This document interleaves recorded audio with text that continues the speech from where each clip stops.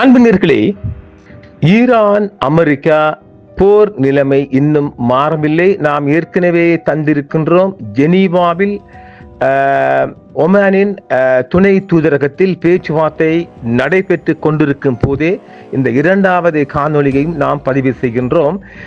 இதற்கான காரணம் இதுதான். இறுதி பேச்சுவார்த்தைக்கான ஒரு முன்னகர் வேண்டும். அமெரிக்காவால் ஈரானால் தடை வந்திருக்கின்றது. அதாவது இந்த இராணுவ அச்சுறுத்தலை, அமெரிக்காவின் இராணுவ அச்சுறுத்தலை தவிர்க்கும் முகமாக இரண்டாம் கட்ட பேச்சுவார்த்தை ஒமானின் ஆதரவுடன் ஜெனீவாவில் இந்த காணொலியை நாம் உங்களுக்கு பதிவு செய்யும் போது நடைபெற்று வருகின்றன. இதுதான் இறுதி சந்தர்ப்பம் என்றும் கடைசி முயற்சி என்றும் சொல்லப்படுகின்றது. மறுபுறம் 24 மணி நேரம், அதாவது ஹார்முஸ் ஜலசந்தியில் முழு உளவுத்துறை கண்காணிப்பில் 24 மணி நேரமும் இயங்கி வருகின்றது. IRGCயின் கடற்படை தளபதி நாம் நேற்றே தந்திருந்தோம். முப்படைகளின் தளபதி ஹெலிகாப்டரில் பார்வையிட்டு தற்பொழுது ஜலசந்தியில் முழுமையான 24 மணி நேர உளவுத்துறை கண்காணிப்பு பராமரிக்கப்பட்டு வருகின்றது. இதே நேரம் அவங்களோட சப்மரின் 2 ஏற்கனவே கடலுக்கு அடியில் அதாவது அவங்களோட உளவு நடவடிக்கையை மேற்கொண்டு வருகின்றார்கள். இது ஒரு புறம் இருக்க, தற்பொழுது இந்த பேச்சுவார்த்தை இறுதி பேச்சுவார்த்தை என்பதால் ஈரானின் முப்படைகளும் தயார் நிலையில் இருக்கின்றது. எதையும் எதிர்கொள்ளும் முகமாக அந்த செய்திக்குள் நாம் சொல்வோமானால், ஈரானின் அணுசக்தி திட்டம் தொடர்பாக ஈரானிய மற்றும் அமெரிக்க பிரதிநிதிகளுக்கு இடையே ஜெனீவா நகரில் பேச்சுவார்த்தைகள் தொடங்கியுள்ளன. உச்ச தலைவர் அலி கமேனி ஜனாதிபதி டொனால்ட் ட்ரம்பிடம் இஸ்லாமிய குடியரசை அளிக்க முடியாது என்று மீண்டும் 2ஆம் தடவையாகவும் அவர் எச்சரித்திருக்கின்றார். ஓமானின் மத்தியஸ்தத்தில் நடைபெறும் இந்த பேச்சுவார்த்தைகள் அமெரிக்காவின் இராணுவ அச்சுறுத்தலை தவிர்க்கும் முகமாக கடைசி முயற்சியாகும் என்றும் கடைசி சந்தர்ப்பம் என்றும் இது தெரிவிக்கப்படுகின்றது. பேச்சுவார்த்தைகள் புத்திசாலித்தனமாக நடத்தப்படுகின்றன. ஹாலண்ட் நகராட்சியில் உள்ள ஒமானின் இல்லத்திற்கு தனியார் அணுகல் சாலையை ராஜதந்திர போலீசார் அதாவது வீதி தடைகள் போடப்பட்டு, அதாவது ஒமானின் இருக்கின்ற இந்த deputy high commissioner consulate general ஆபீஸுக்கு பக்கத்தில் இந்த பேச்சுவார்த்தை நடைபெற்று வந்தாலும் அந்த வீதி எல்லாம் குளோஸ் பண்ணப்பட்டிருக்கின்றும் இந்த தகவல் வந்திருக்கின்றது. ட்ரம்ப் 2வது விமானம் தாங்கிய கப்பலை உலகின் மிகப்பெரிய மத்திய கிழக்கிற்கு அனுப்பியதை தொடர்ந்து வெள்ளிக்கிழமை பதற்றங்கள் மேலும் தீவிரமடைந்தன. USS ஜெரால்ட் ஆஃபோர்டு ஆயிரக்கணக்கான அமெரிக்க துருப்புக்களையும் துப்பாக்கி சூடு சக்திகளையும் இப்பகுதிக்கு கொண்டு வந்திருக்கின்றது. இதுதான் இன்றைய உலகத்தின் ஒரு பதற்றமான செய்தியாகவும் நாங்கள் பதற்றம் டென்ஷன். கடந்த ஆண்டு ஈரான் மீதான தாக்குதலுக்கு முன்னதாக அமெரிக்கா 2 விமானம் தாங்கிய கப்பலை இந்த பகுதிக்கு அனுப்பியிருந்தது.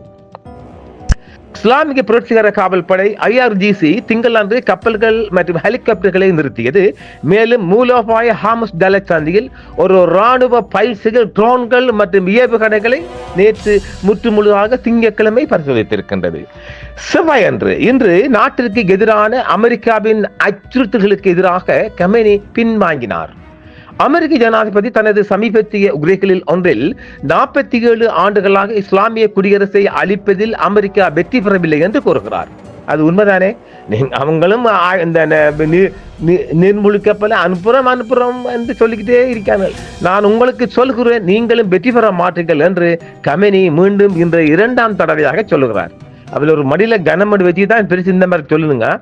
ட்ரம்ப் மற்றும் இஸ்ரேலிய பிரதமர் பெஞ்சமின் நெதன்யாஹு இடையான சந்திப்பை தொடர்ந்து USS ஜெரால்ட் ஆஃபோர்டு அனுப்பப்பட்டது. இது அமெரிக்க ஜனாதிபதியை தனது நிலைப்பாட்டை கடினப்படுத்த தள்ளியது என்று ஒரு நிர்வாக அதிகாரி தெரிவித்திருக்கின்றார். நெதன்யாஹு அடிப்படையில் கூறினார், ஈரான் விளையாடுகிறது, நீங்கள் விளையாட விரும்பவில்லை என்று ட்ரம்ப் கேட்டார் என்று அந்த அதிகாரி தெரிவிக்கின்றார். நெதன்யாஹுவுடன் சந்திப்பில் ஈரான் பேச்சுவார்த்தைகள் தொடர வேண்டும் என்று ட்ரம்ப் வலியுறுத்தி, நாம் ஏற்கனவே சொல்லியிருக்கவில்லை. அவர் ஓடி போய் வாஷிங்டன்ல சந்திச்ச முதல் கட்டமா சொன்னதுதான் வலியுறுத்தின, இல்ல நம்ம பேச்சுவார்த்தை போகும் என்றார். அந்த வகையில் இந்த பேச்சுவார்த்தை தற்போது 2ஆம் சுற்று செகண்ட் ரவுண்ட் டேபிள் டாக் போகுது, பார்க்கலாம்.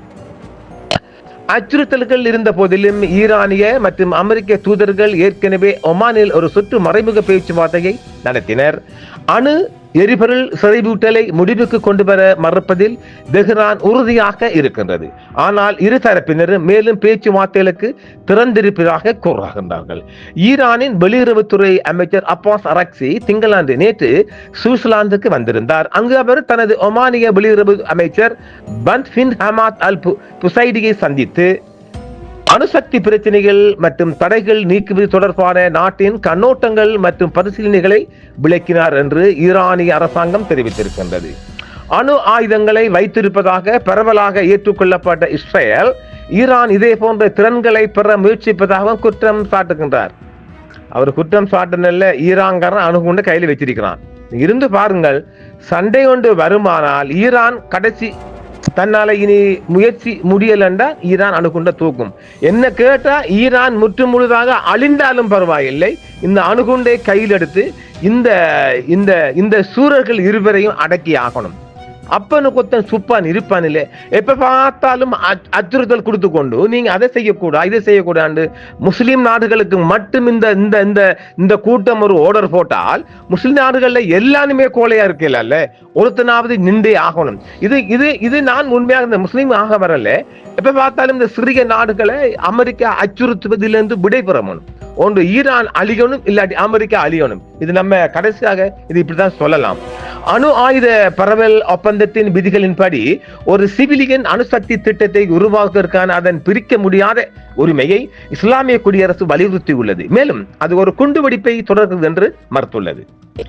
ஒரு ஒப்பந்தம் தோல்வி அடைந்ததால் அமெரிக்க ஜனாதிபதி ஈரானை அதிர்ச்சிகரமான விளைவுகளுடன் அச்சுறுத்தினார். மேலும் வெள்ளிக்கிழமை அரசாங்கத்தை கவிழ்க்கும் சாத்தியத்தை வெளிப்படையாக எழுப்பினார். அது வேறொரு நகர்வு நடக்குது. நாம் அந்த செய்தியை இருக்குது பெண்டிங்ல, உங்களுக்கு அது அப்புறம் தாரன். அது அவசர செய்தி அல்ல, அதை நாம் புறவு கொடுக்கலாம். இதெல்லாம் அவசர செய்திகள். இதேவேளை ஹார்முஸ் ஜலசந்தியில் முழு உளவுத்துறை கண்காணிப்பு பராமரிக்கப்படுவதாக IRGCயின் கடற்படை தளபதி இன்று செவ்வாய்க்கிழமை மாலை தெரிவித்திருக்கின்றார். இதுதான் இன்றைய அவசர செய்தியாக வந்திருக்கின்றது. ஈரான் ஹார்முஸ் ஜலசந்தியில் முழுமையான 24 மணி நேர உளவுத்துறை கண்காணிப்பை பராமரித்து வருவதாக இஸ்லாமிய புரட்சி கடற்படை தளபதி மீண்டும் உறுதிப்படுத்தியுள்ளார். மேற்பரப்பு, வான்வழி மற்றும் நிலத்தடி பகுதிகளை உள்ளடக்கியதாகவும் அந்த பாதுகாப்பு உளவு சொல்லப்படுகின்றது. பாரசீக வளைகுடாவில் நடந்த IRGC கடற்படை பயிற்சியின் போது பேசிய ரியல் அட்மிரல் அலி ரேசா டான்ஸ்ரி இந்த முழுமையான மேற்பார்வை மூலோபாய நீர் வழியாக போக்குவரத்தின் பாதுகாப்பை உறுதி செய்வதற்கு அர்ப்பணிக்கப்பட்டுள்ளது என்றும் வலியுறுத்துகிறார். பிராந்திய நாடுகள் மற்றும் பல பிராந்தியத்துக்கு வெளியே உள்ள நாடுகளின் பொருளாதாரங்கள் இந்த முக்கியமான கடல்சார் தமனியின் பாதுகாப்போடு பிரிக்க முடியாத வகையில் இணைக்கப்பட்டுள்ளது என்றும் அவர் தெரிவித்திருக்கின்றார். பாரசீக வளைகுடாவில் உள்ள ஈரானிய தீவுகள் மற்றும் ஹார்முஸ் ஜலசந்தியை தேசிய மரியாதை என்று தளபதி விவரித்திருக்கின்றார். மேலும் அவற்றை அடைய முடியாத கோட்டைகள் மற்றும் போர்க்கப்பல்கள் என்று வகைப்படுத்தினார். சூழ்ச்சிகள் வழக்கமான வருடாந்திர நிகழ்வுகளாக இருந்தாலும் புதிய தந்திரோபாயங்கள் மற்றும் சிறப்பு வன்பொருள் அறிமுகப்படுத்ததன் காரணமாக இந்த குறிப்பிட்ட பயிற்சி தனித்து நிற்கிறது என்றும் டாங்ஸ்ரி தெரிவிக்கின்றார். இந்த முன்னேற்றங்களில் சிலவற்றை நாங்கள் ஊடக கவரேஜ் மூலம் காண்பிக்கின்றோம். அதே நேரத்தில் ஒரு குறிப்பிடத்தக்க பகுதி பின்னர் வெளிவிற்காக வகைப்படுத்தப்பட்டுள்ளது. இந்த வீடியோ வருது பாருங்கள்.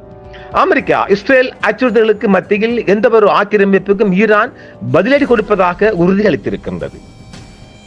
அமெரிக்கா இஸ்ரேல் அச்சுறுத்தலுக்கு மத்தியில் எந்த ஒரு ஆக்கிரமிப்புக்கும் நாங்கள் தயார் நிலையில் இருப்பதாகவும் சொல்லுகின்றது. ஆக அமெரிக்கா ஈரானிட்ட வாங்கி கட்ட போறது மட்டும் உண்மைங்க. ஈரான் எந்த ஒரு ஆக்கிரமிப்புக்கும் செயலுக்கும் வருத்தத்தை தூண்டும் பதிலை வழங்கும் என்று ஈரான் கூறுகிறது. ஈரான் இப்போது கடந்த காலத்தை விட அதிக திறன் கொண்டது என்பதை வலியுறுத்தி தெரிவிக்கின்றோம் என்று ஈரான் தரப்பால் சொல்லப்படுகின்றது. பாரசீக வளைகுடாவில் உள்ள ஈரானிய தீவுகளில் திங்களன்று சூழ்ச்சிகளின் முதல் கட்டம் வெற்றிகரமாக நடத்தப்பட்டது. சிறப்பு விரைவான பதிலடி பட்டாலியன்கள் சமீபத்திய தாக்குதல் மற்றும் தற்காப்பு சூழ்ச்சிகளை பயிற்சி செய்தன.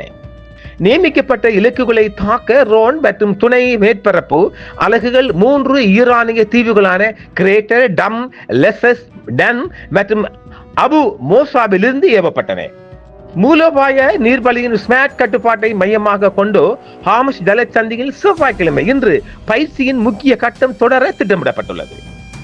அணு ஆயுத கோரிக்கைகளை ஏற்காவிட்டால் ஈரான் மீது தாக்குதல் நடத்துவோம் என்று அமெரிக்கா தொடர்ந்து மிரட்டல் கொடுத்து வரும் நிலையில் தான் இந்த செய்தி ஈரான் தரப்பால் வருகின்றது. மிரட்டி பார்ப்போமே. ஈரானுக்கு அருகிலுள்ள பிராந்திய நீர்நிலைகளுக்கு அமெரிக்கா பல போர்க்கப்பல்களை தற்பொழுது அனுப்பியிருக்கின்றது. இதனால் தெஹ்ரானில் உள்ள அதிகாரிகள் அந்நாட்டின் மீது ஒரு துப்பாக்கிச் சூடு நடத்தப்பட்டாலும் பிராந்தியத்தில் உள்ள அமெரிக்க சொத்துக்களை குறிவைத்து நீண்டகால மற்றும் பாரிய பதிலடியை எதிர்கொள்ள நேரிடும் என்று எச்சரித்திருக்கிறார். அதாவது இப்பொழுது ஜலச்சந்திலான எல்லா இளவும் நடக்க போகுது.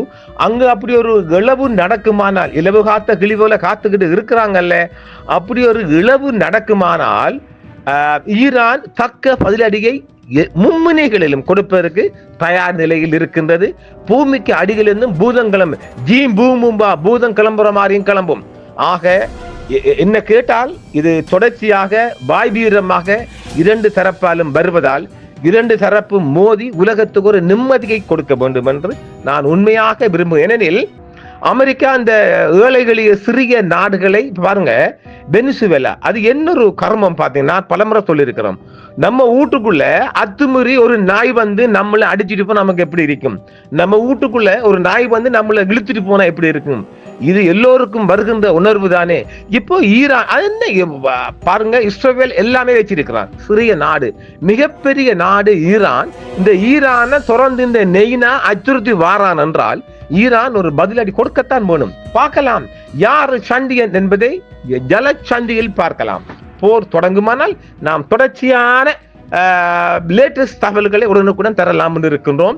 இன்று தற்பொழுது ஜெனீவாவில் நடைபெற்று வருகின்ற பேச்சுவார்த்தை எந்த அளவுக்கு, அதாவது புடாக்கண்டன் கொடாக்கண்டன் போன்றான் அங்கு இருக்கின்றது. யுரேனியம் விடயத்தை ஒருபோதும் ஈரான் விட்டுக் கொடுக்காது. ஈரான் அதை விட்டுக் கொடுப்பதனால் எங்கள் மீது இருக்கின்ற தடையை நீங்கள் கிளியர் பண்ணுங்கள். இது ரெண்டும் நடக்க போவதில்லை. பார்க்கலாம். ஒமான் மிச்சம் தீவிரமாக நிற்கின்றது. ஒமான் எந்த ஒரு பதிலடியும் இல்லை, அதாவது எந்த ஒரு பரிகாரமும் இல்லாமல் பொதுவாக ஒமான் ஈடுபடுகின்றது. துருக்கி இடக்கோனை ஈரான் நம்பவில்லை. எல்லாரும் கழுத்தறுப்பும் கூட்டம், எட்டப்பன் கூட்டம் சொல்லியிருக்கிறோம் இல்லை. எல்லா நாடுகளிலும் எட்டப்பர் உறுதியாக இருப்பார்களானால் நிச்சயமாக போராட்டம் வெற்றி பெறுவதில்லை. மீண்டும் நாம் நிறைய விடயங்கள் இருக்கின்றது. அப்பப்போ தருவோம் நேர்களே. நன்றி. மீண்டும் ஒரு காணொளியில் சந்திப்போம். என்றும் உங்களுடன் சன்ரைஸ் இந்தியா டிவி சப்ஸ்கிரைப் பண்ணுங்கள், பெல் பட்டனையும் கிளிக் செய்யுங்கள். உங்கள் ஆதரவே எங்கள் சேவை. ஆதரவு தாருங்கள், அரவணைப்போம். மறக்காம சர்ப்ரைஸ் பண்ணுங்க. தேங்க்யூ.